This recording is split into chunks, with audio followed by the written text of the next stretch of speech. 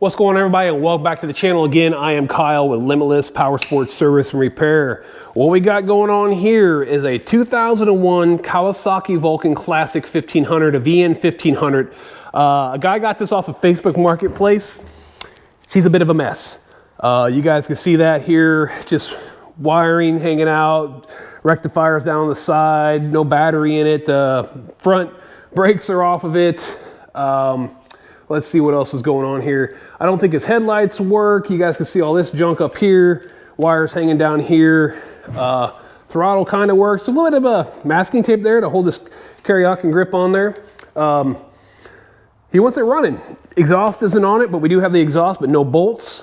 So we're gonna see if we can't get in here and save this thing. See if we can't get it running for him before season starts up here in a couple months.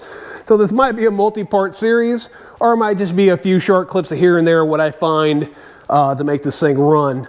So hang on, guys, let's jump in this thing and see what we can find. All right, guys, we're gonna go ahead and jump into this 2001 Kawasaki VN1500 Classic. It's a Vulcan 1500. Again, it was bought off of Facebook Marketplace. I picked it up from another shop who says it probably has some internal motor problems. He's not sure. Customer wants me to try to get it running before season, so I had charged the battery up. We got 12.8 volts here. I have worked on these in the past. I do have one video up about the rear blinkers weren't working. It was a low blinker fluid, unfortunately, so that happens. You don't know about that, check it out. You know, it's a joke when I say low blinker fluid. Anyways, so we got the battery charged. We can see we don't have any lights in the instrument cluster here. I'm not sure if the instrument cluster is even hooked up underneath here. No grips. We got a grip over here, runs with the throttle, start switch, on off, keys in it, front brakes are off of it, regulator rectifiers just chilling over here on the side, along with this sensor, which I know that goes right up here. Let's just go on and put that back in place real quick. It is a pain in the butt sometimes, a lot of junk in the way. He has a wrong battery. You can see I had to flip the battery terminals upside down just to get him to flip, get it to fit. Oh my Lord, help me to get it to fit. So those are the few things we're going to check out. I know he said something about the wiring for the headlights. You can see the mess there. I wish people would not butcher bikes like this. If you don't know what you're doing, then just don't do it. Ask for help. You know, I'm always willing to help you guys. You can just hit me up at limitlesspowersports78@gmail or leave a comment down below and I'll get back to you with any questions you guys got. I'll try to help you out to the best of my ability. Not saying I'm going to be 100% right all the time, but I'd rather give you some info and troubleshoot it that way than have the bikes being butchered like this. So on that note, battery's hooked up. Let's walk onto this side real quick. We're going to go ahead and pull out it has no exhaust on it right now. We're going to pull out the paper towels I stuffed in the exhaust ports. And what else is disconnected over here?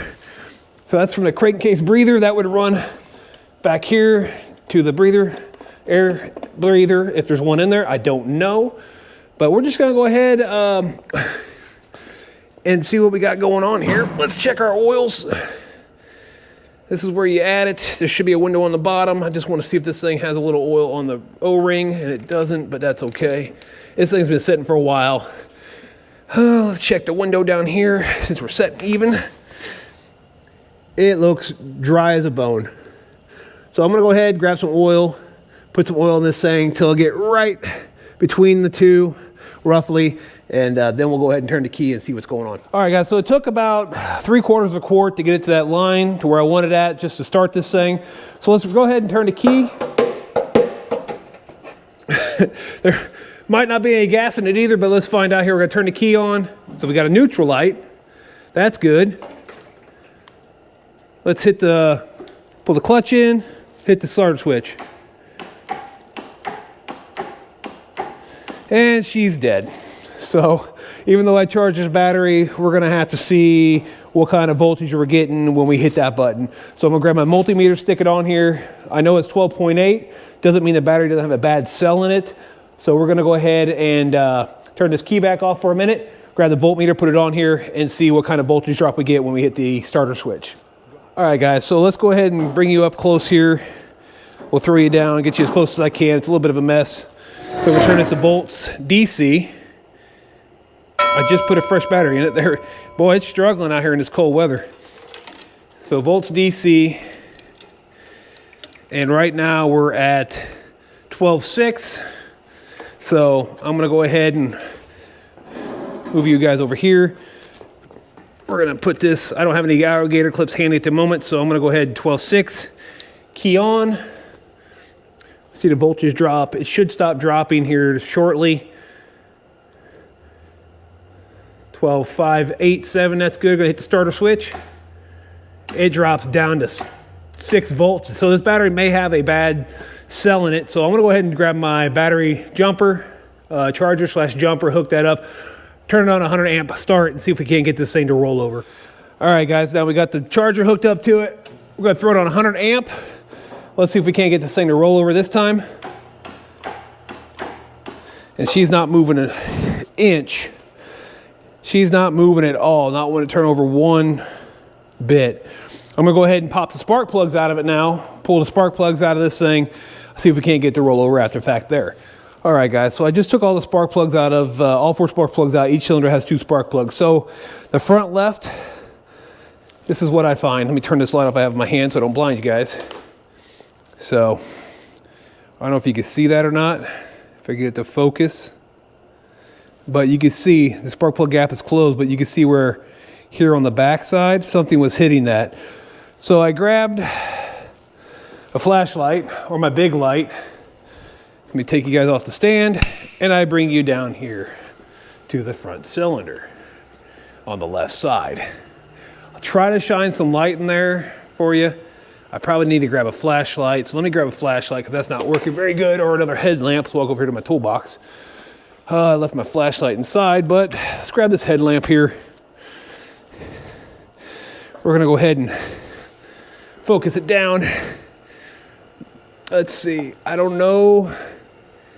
Oh, you might be able to see that right there on the bottom left. I'm not sure if that's valve or piston.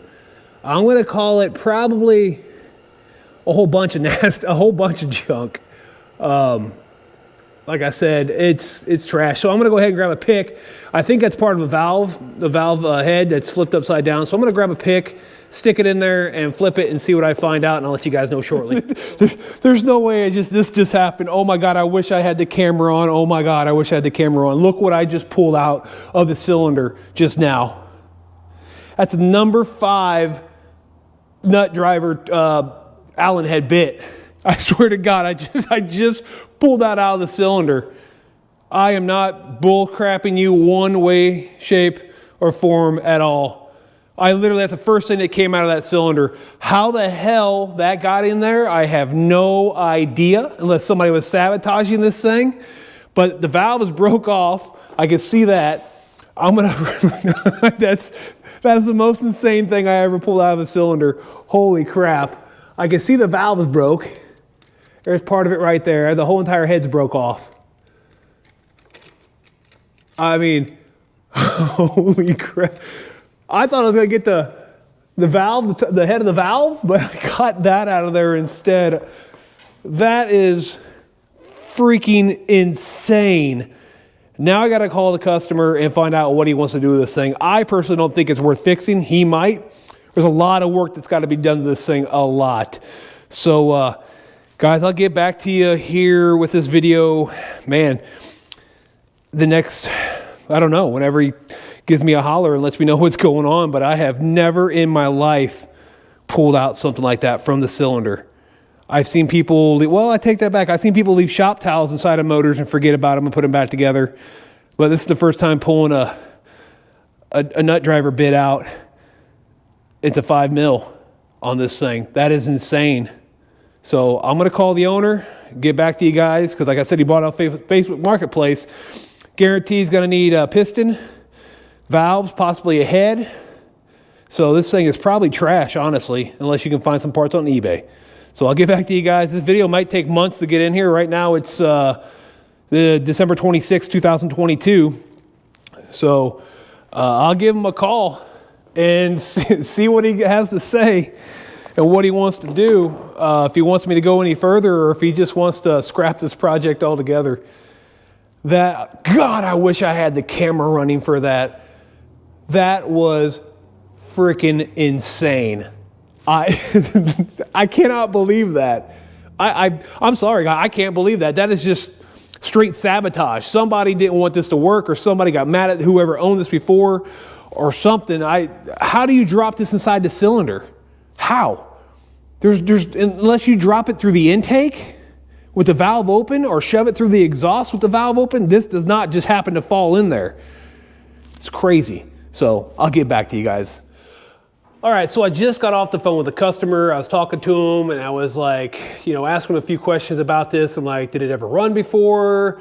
Do you know who you bought it from? You know, it's a Facebook Marketplace deal. He went there, and the guy wanted $900 for it, and it looked like a rat's nest, like it does. So the guy gave him $600 for it, and it never started, never ran. Took it to another shop, and according to the RO, that it spit and sputtered, then died. So now I'm looking for parts. I talked to him. He goes, well, can you give me an estimate of what it cost? Well, the problem with that is for me to give a real estimate, I have to take the motor apart, and I won't charge less than, $300 to do that, to pull that front cylinder apart and see what's going on. Then, of course, I have to sit down and look up OEM part numbers. And I looked a head up a while ago, and a bare head by itself is $1,200, $1,165 without tax, without shipping. Of course, it's probably going to need a cylinder, a piston, and hopefully it didn't mess the bottom end rod up. Also, because it beating on the top of the cylinder like that is putting pressure on the bottom of that rod and the crank and just beating that bearing to death. So you could have a low end problem in the end also after replacing the cylinder, piston, and head and valves, and all of a sudden the bottom end knocks now because it beat the crap out of that bearing. How long did it do this? I don't know. So we're going to go ahead and see what we can find for this. I don't think it's going to be fixed. So again, guys, it's going to be a short video here. This thing is dead in the water to me. It's not worth fixing if you ask me. It needs a lot of TLC. Needs a front brake caliper, front brakes done. It needs all the fluids changed in it. Tire pressures need to be checked on this thing. Wiring's all messed up. Of course, it's going to need a new spark plug. It has 4 new spark plugs in it. That one is dented to holy living hell. They're brand new. You can tell it never ran. Golly, it needs grips. This thing needs it probably is going to need, let's say it didn't need a top end on it. Let's say it just needed all the other stuff fixed. It's probably going to be $1,000 in parts just to do that. You know, it needs a full service. It needs all the valves checked. It needs everything done on this deal. And it's an unfortunate event. So I'm going to cut this one short. I don't think we're going to fix it. I almost guarantee we're not going to fix it because he can get another bike for the money it's going to cost to fix this thing. So guys, if you want, drop a comment down below. And it drives me insane when people tear stuff up like this. I just don't see a reason for it. Let me know how you feel about that down below, about people just butchering motorcycles up for no reason. I hate to see that.